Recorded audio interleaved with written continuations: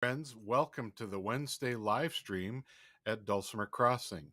I'm Steve Uhlberg, and I'm grateful that my friend and colleague Erin May Lewis sat in for the past couple of weeks while I was off meeting my grandbaby.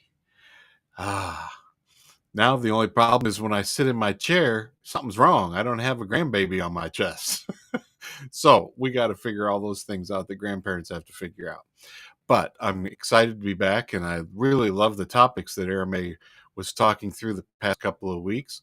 Those are archived on our website in the live events past page, and they're curated there on Facebook. They're also archived as well as on our Vimeo channel and YouTube channels.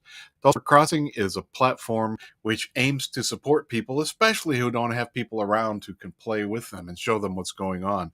We have filmed lessons, over 200 courses, some that are standalone that you can just get, just the focused thing. Most of those are introductory kind of things, as well as courses which are all available within the website for every member, whether you're a DIY, do it yourself, or workshop or mentor level student. And this Wednesday live stream is something that's available to everyone as well. What I want to do today is talk about a topic I haven't talked about here, and that's my electric mountain dulcimer. I will tease my friend Erin May a lot about her going to the dark side with a chromatic mountain dulcimer. And she says, yeah, but I haven't electrified mine yet. And that's fair. Let me put in here.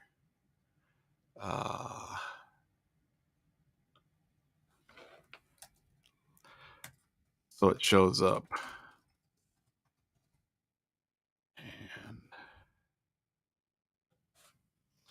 And then let's show that. Electric mountain dulcimer. So we know that acoustic instruments are set up so that they have something that vibrates, a string. We've talked about that before. String starts at the nut, goes to the bridge. The bridge transfers the vibrations through the fretboard to the soundboard and throughout the whole instrument.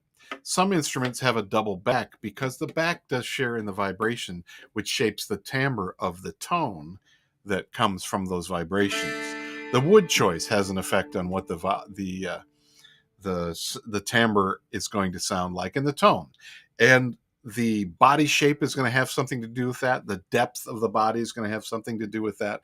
So many different variables. That's why there's so many different builders and so many different styles, and people look and find the one that matches what they like.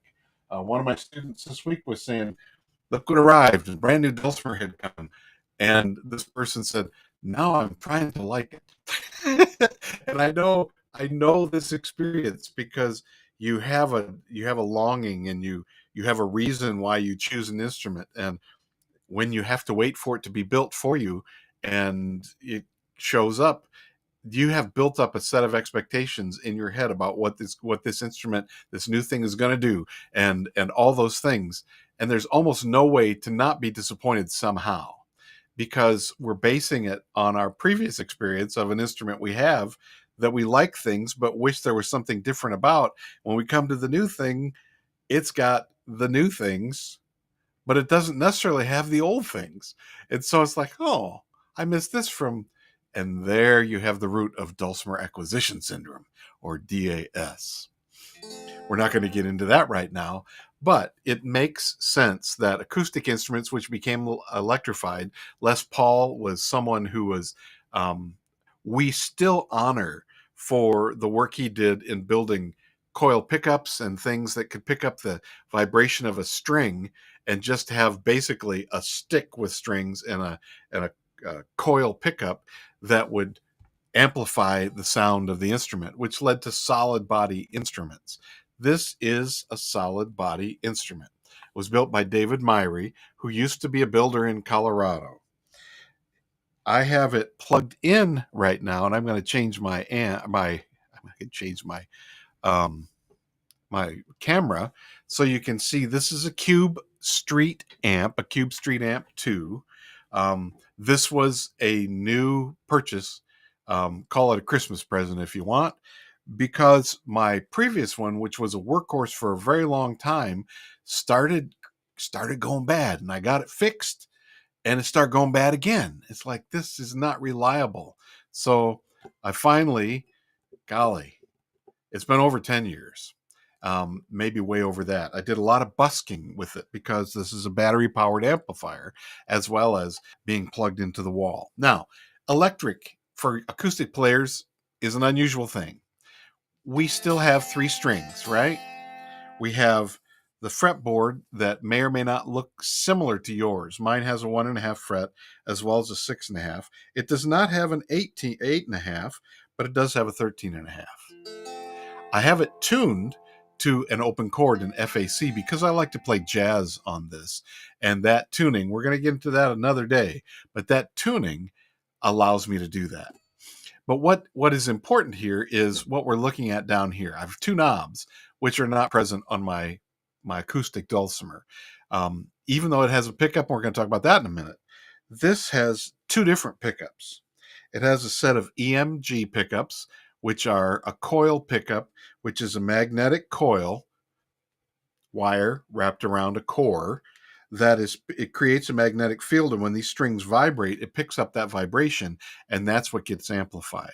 So it's not in contact with the strings in any way. The ghost pickups, which are here, I believe they're Graphtec. Got to be sure, not quite sure about that, but these are ghost pickups. They're similar to those that are on Stratocasters and Telecaster electric guitars. Each one is individual and is a contact pickup, much like a piezo pickup is. It transfers an actual vibration of a string to become an electrical sound. And they both go out through this cable right here, which is going to my amplifier that I showed you before. So I have this here. I'm going to turn up the volume. Oh, the volume's turned down on my guitar. See, on my Mont Dulcimer. This is the thing that happens with electric things. There's a lot of pieces in the puzzle. So I need to make sure my amp is on and the volume is up. And then I need to play with what's my volume for the pickups. I have a little toggle switch. It's 3 poles here. I can go all the way to the front, which chooses just this pickup. And that can get quite loud by itself. The knob goes from 1 to 10, 1 being 0, and 10 being all the way on. This is also a battery-powered pickup.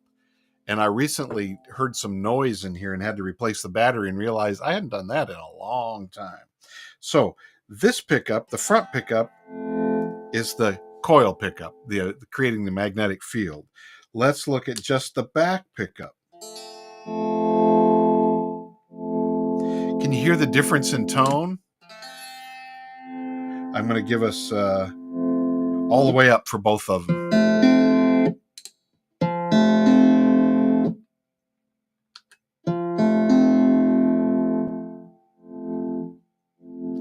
When it's up, this has got a push button here. When it's all the way up, it's a general volume for everything.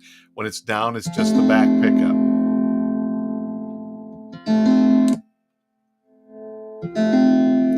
This is kind of a less clear. There's less clarity than in the ghost pickups. And I'm just reading about what can happen with ghost pickups. There's all kinds of other electronic possibilities that could be involved with taking this faceplate off and rewiring some things. Haven't gone to that craziness yet. But if I let the switch be in the front position, it picks up this one. This one picks up the back one. If I put them in the middle, it picks up everything equally. And I can use one volume knob to turn everything.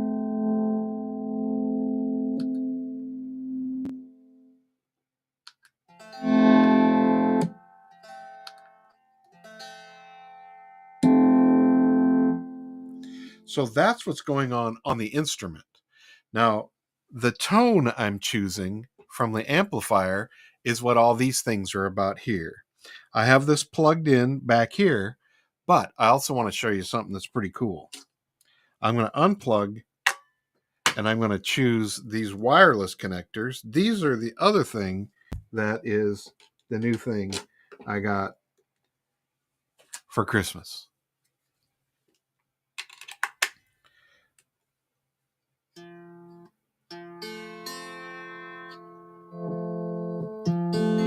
So now I don't have a cable that's connected. I have this wireless sender and a wireless receiver that plugs into the same place, which means I can move this all around. I can become portable.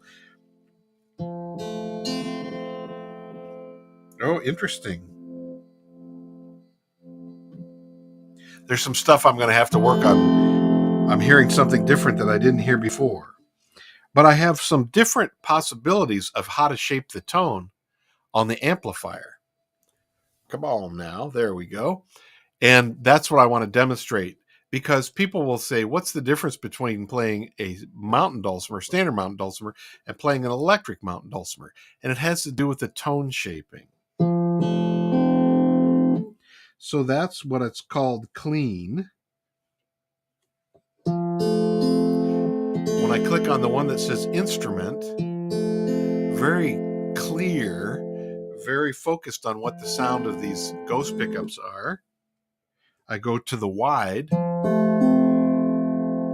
beefy tone. Bright has some of the beefy, but some of the brightness of the instrument, all the way over to normal. Kind of everything's balanced. Now let's go over to the fun side, the crunch side. What I have over here now is an overdriven kind of sound. Here's a lead guitar with that overdrive. You may say, I don't want to have anything to do with that. That's fine, but it's here. This one is called an acoustic simulator. And when acoustic guitars started having pickups in them, we got used to hearing the sound of an acoustic guitar through the pickup. And there's a lot of recordings where we hear that and we think, well, that's a guitar. Here's what's called the mic. Those are all very different kind of tones. The clean, warm tone is the one that I'm most interested in.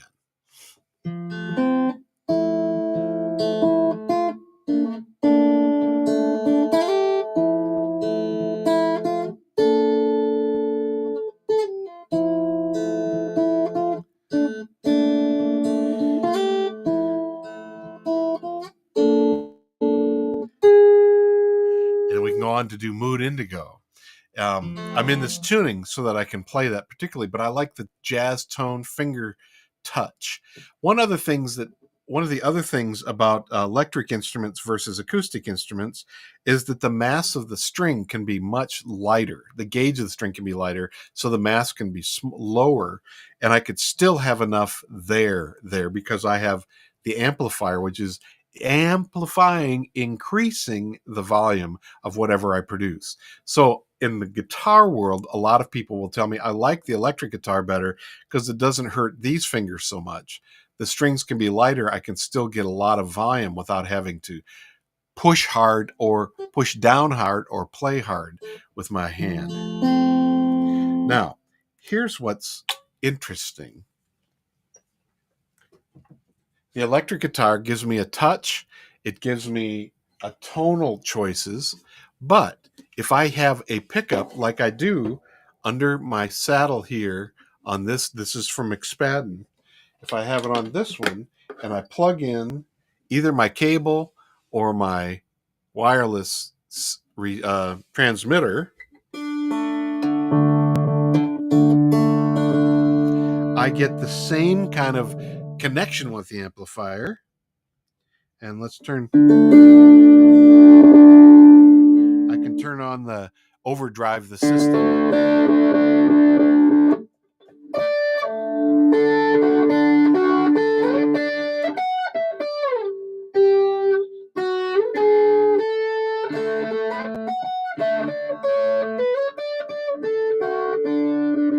And I can pretend I'm Jimi Hendrix at Woodstock.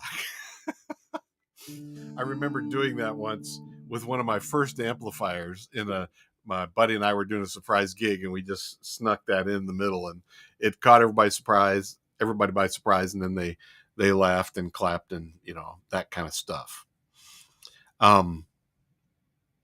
Yeah, the color on the blue one is very vibrant, isn't it, Doug?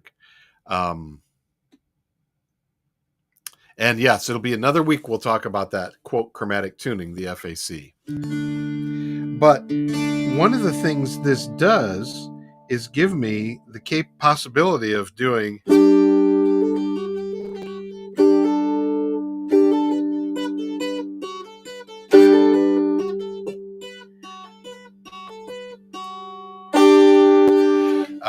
Christian Hewitt has done a workshop for us on the way he plays.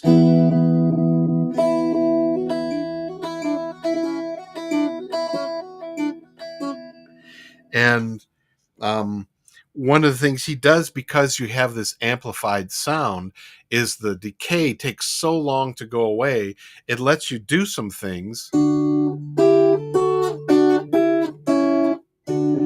you couldn't do before. But let me show you something different. I have 2 channels of inputs on this amp. I can't play with the volume on this one, or the gain too much, but there is this possibility to do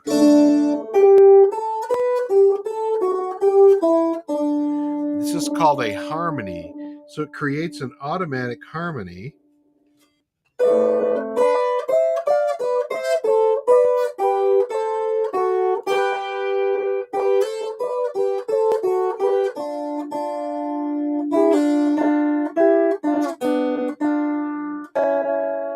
But it creates a third harmony, or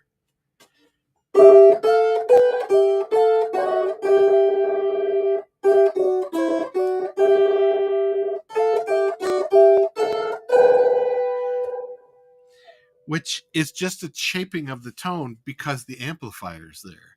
So when I'm talking about an electric dulcimer, if I have some way of connecting my pickup to an amplifier that has some tonal choices with it, I can do a lot of what an amplified or a solid body of a mountain dulcimer can do. It's also possible, and that's what I was just learning about the Ghost pickups. They have a couple of little circuit boards that you can insert, one that makes your solid body sound like an acoustic instrument. This is just crazy, isn't it? And another one that can make it sound like a Hammond B3. Now, I have no need to do either of those. I've got a lot of acoustic instruments. I don't have a Hammond B3, but that's an organ sound, for if you don't know that shorthand. I see a question: if 2 instruments are using the same model of wireless, will they cross talk? It is possible. There are 4 channels in each one of the wireless, and you have to make sure that the wireless transmitter and the wireless receiver are set to the same channel. But you can have 2 different transmitters on 2 different instruments, and you have one on at a time, and it will pick it up. If you're going to play 2 instruments simultaneously, you need 2 different transmitters. But you could have one that for the other person that is set to channel 4, for example, and the first one set to channel 2, and they will not crosstalk. But if I switched mine to channel 2 while you're plugged in with yours, there's going to be crosstalk. That is true. Now that thing just started happening this morning. I got to figure out what that's all about. So there are a couple of other effects I want to demonstrate that are common in amplifiers, which do not happen.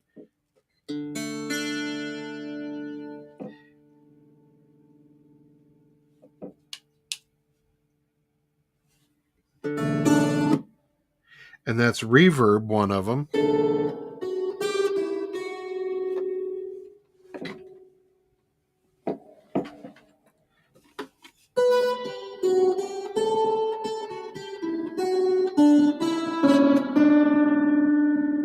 I don't know what that warbly water sound is. I'm going to have to figure that out. That wasn't there yesterday.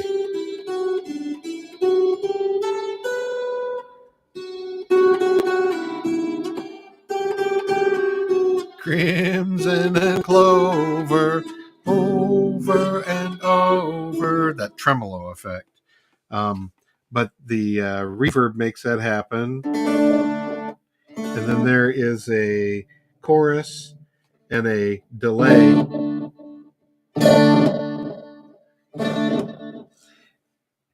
So let's unplug everything, give it a chance to cool down. And we're going to plug cables back in. And go back to the electric. Because that's our focus today.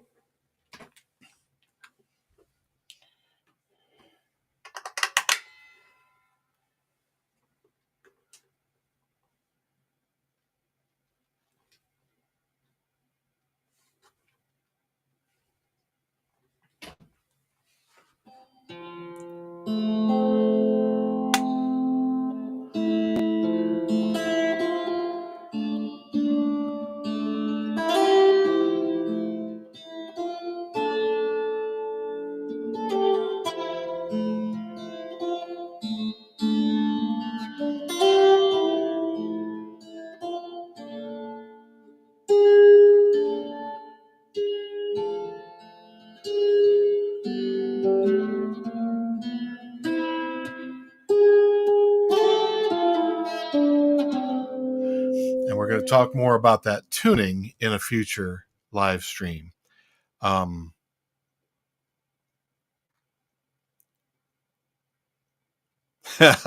Is there a possible time when there's more knobs than frets? Yeah, I suppose that's a possibility. And sorry, JB. Yeah, it's so soon after the first of the year when that excitement hits. But here's the beauty of where we are in our technological world right now. If you have a pickup in your instrument and you have an amplifier, there's a lot you can do with a regular dulcimer that just sounds electric and has all that fun stuff with it. But in the class you took where we were learning rock licks to learn how the dulcimer works using famous, classic rock licks, I would use post effects instead of in the amplifier. There are plugins that can go into the computer program of recording, which you can, after the tone has been captured, you can shape the tone in post-production as well. And I put a lot of those clean things next to the one that had the fuzz and the crunch and all the different effects.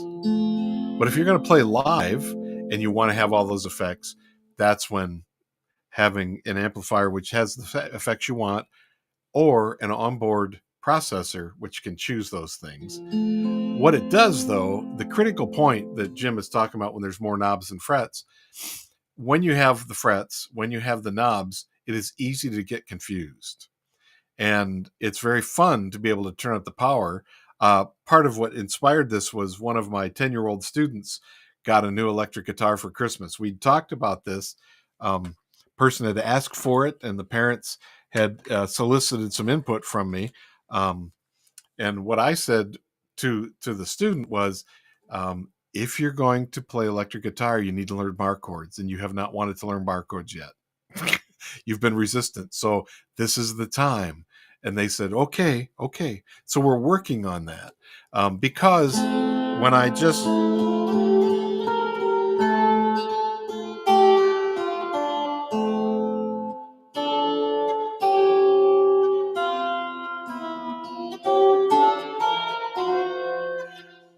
something's ringing constantly, and bar chords let you be able to control the tone by lifting your finger off, because that stops the vibration. Now I've got reverb here, so you hear that echo kind of thing. That's what reverb does. It makes the decay last longer. If I take it off, it's very tight. The chorus sound takes the signal and it slightly alters it, so it's like having two instruments that are in tune with each other, but slightly different.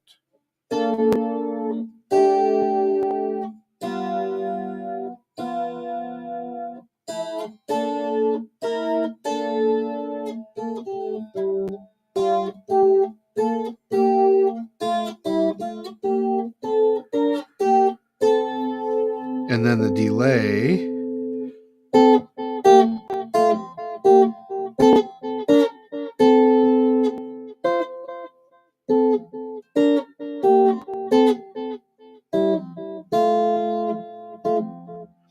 John McCutcheon has played with that delay kind of a sound on some of his hammer dulcimer. He's not been doing that recently, but he would do that in concert at a particular time, and create some interesting effects on a percussion instrument where you're playing with the decay. You're playing your thing, and you only have to hit once, and you hear tick tick tick tick tick tick tick tick tick. And at a future time, I'll also bring my hammer dulcimer that has a pickup in it, and we can talk about what it means to electrify a hammer dulcimer. There was somebody's name I wanted to call attention to, Jerry Rockwell. Jerry Rockwell is a genius at a lot of what can happen with the mountain dulcimer. He's in Ohio, he builds, but he also loves to play and teach. He has a Patreon page, and one of the things he plays with is an electric dulcimer, has a coil that sits over top of an acoustic one, but that picks up the sound and amplifies it. I think Talon showed us that, who is sometimes here on Wednesdays, showed us the one that gets used on their instrument. And it picks up the vibrations from above, but it allows you to amplify and play with them. And that also starts letting us explore the harmonic possibilities, which is what that little harmonizer was doing. It was taking the sound, using an algorithm to say, this is what this far away from that sound will be, and let's make that work. If it's going to be a third, which is what it appears to default to, I haven't read the manual because I don't do that when I first get something. I have to experiment and figure out what doesn't work and then go read the manual. I'm a guy. But there are major and minor thirds, and so the third you're looking for may not be the one that the amplifier automatically chooses. But this is another part of the possibility in the world of dulcimers.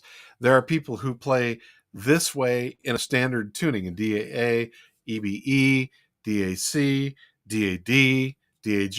You can do all of that with an electric dulcimer. And if your sole focus is to get louder, it'll certainly do that. If one of the side effects of that is it could make people not want to be around you. Because you're it's easy when you have volume in your hands to be a bully and have everything you do be the most important thing that happens. And sometimes that's under the guise of, but I want to hear myself. And the thing to remember is other people want to hear themselves too. So there are some kind of caveats that are here. One of the possible things, and one of the things that the parents of the guitar student liked, is if you have an amplifier that has a headphone jack, you can take out the sound, put it in here, and the whole house doesn't have to listen to you when you're practicing all your tones and practicing all your skills, because this is much quieter, you can hear. And I can put on my headphones. Now the amplifier isn't on right now, but I could put on my headphones and listen through this instead of through the speaker, and then I'm hearing it. The household is not hearing it.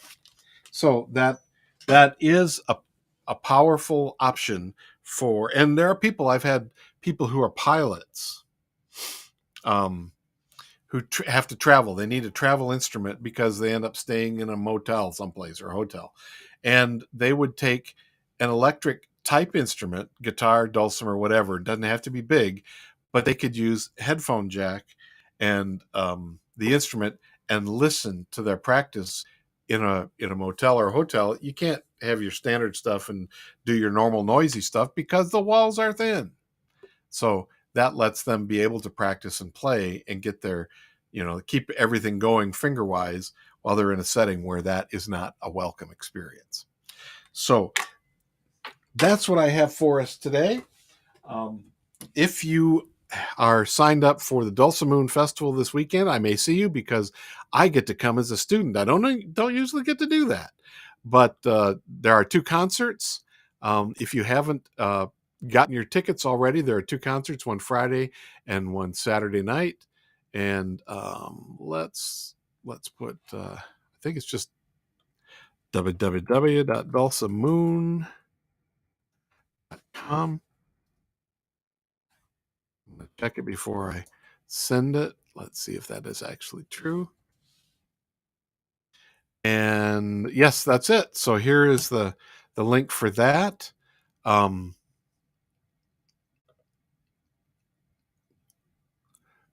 Next week, next Thursday, not this Thursday, but next Thursday, we are excited that we're going to have Erin May here to talk about chromatic dulcimers.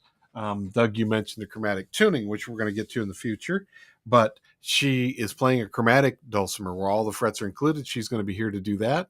I also, this is the time registration is open for my, let's get to the place I want to be. Try that. For my winter courses, 6-week winter classes. And here is a link to that page. I'm teaching at the Quarantine Festival, and my class on the Hal Leonard tunes sold out very quickly, like it did last time. So if you follow this link, you'll be able to see, and let me share right now.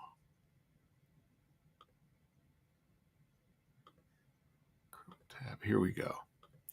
The classes that I'm offering are 2 of those, one for beginners and one for novice intermediates, to walk through some of the first 50 tunes. So it's a level 1 and 2 and the levels 2 and 3 songs in arrangements in the book. And you get a chance to ask a lot of questions. If you click on those links, you'll find out which tunes we're going to be looking at. Also, a fingerstyle course for guitars about developing levels 1 and 2 fingerstyle arrangements using folk songs, and a hammer dulcimer class looking at learning fiddle tunes from the fiddle wham diddle hammer dulcimer experience, and not just the tunes themselves, but also the things I do to back up and how we play and listen to each other. And then what's the fun, fancy stuff that we can add to it, including twinning. And finally, the Mountain Dulcimer Joy fingerstyle or flat pick, which is taking Beethoven's Ode to Joy and using 30 different arrangements of that tune to develop our finger and or flat pick style as we're playing all the things. And then finally, this begins next week. The other ones begin on the 23rd, the week of the 23rd. But the evening prayer class, if you want to learn the Dulcimer Friendly Evening Prayer Service and you want to learn the Lent tunes, the first part is learning the service, the second part is learning the tunes, and then there's a free play-along service during the Tuesdays in Lent. And these are all on Tuesdays. If you have taken this in the past and want a refresher, there's a special refresher price. So just contact me and I can give you that link for that. Or look for your email because I'll be sending that out. Thank you, friends. I hope you have a great week with your Dulcimer world. Jamie, cross your fingers and say to yourself, I don't need a new Dulcimer. I don't need a new Dulcimer. The Street Cube does have a phones jack. This new one has a mini. My old one had a 1/4 inch. And I'm sorry if I missed any other questions, but you can always write me, steve@dulcimercrossing.com. Bye.